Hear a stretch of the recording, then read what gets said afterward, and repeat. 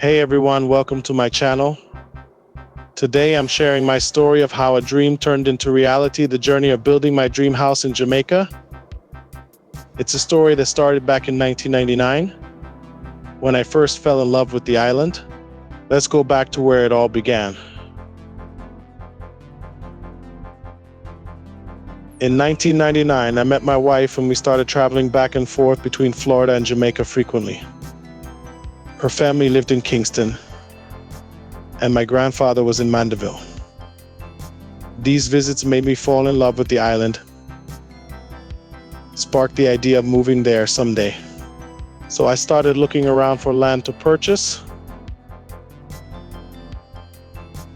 At that time, I only knew Kingston and Mandeville. I wasn't exactly sure where I wanted to settle, but I started asking friends and family about available properties.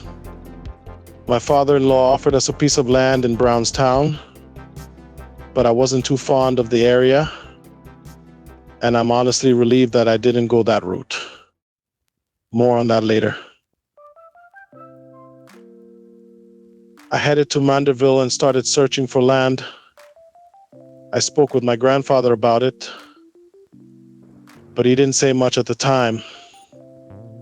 Later, when I returned to Florida, he called and mentioned that he had a piece of land that would have originally gone to my uncle. He wasn't interested in it. The view was stunning. You could see all the way to Blue Mountain Peak from there. When my grandfather told me the price, it was an absolute steal.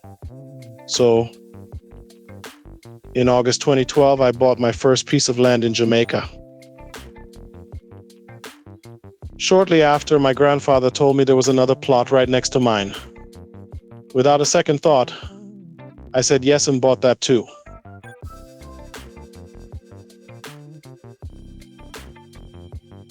Back in Florida, I was excited and motivated to save up for the next steps.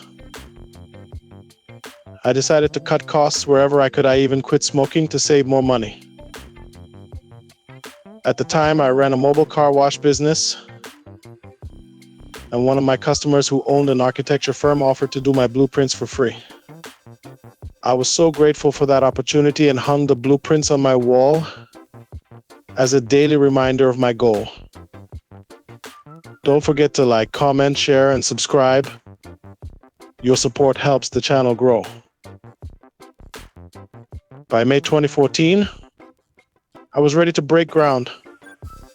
I flew to Jamaica with $5,000 in my pocket and started building. Back then, that money went a long way. I hired a builder and a few laborers to lay out the foundation, but there was one major issue: the ground was full of rocks. It seemed like the digging would never end, so I had to bring in a guy with a jackhammer to break up some of the tougher sections. One of the biggest challenges came when trying to get water up the hill. I bought a water pump from Home Depot, brought it over in a suitcase, and hoped it would solve the problem. Unfortunately, the pump couldn't push the water up the hill. I even hired some guys to carry water up, but they quickly gave up, saying it was too hard. However, there was one person who didn't give up, a young woman on the team. She pushed through and made sure the work got done. Without her help, I don't know if I would have been able to overcome that hurdle. The journey to build my dream house in Jamaica hasn't been easy, but every challenge has made it even more rewarding. There's still a lot more to share, including how I made some key decisions that paid off in the long run, and what I learned along the way. So stay tuned for the next part of my story, and don't forget to like, share, and subscribe. Thanks for watching.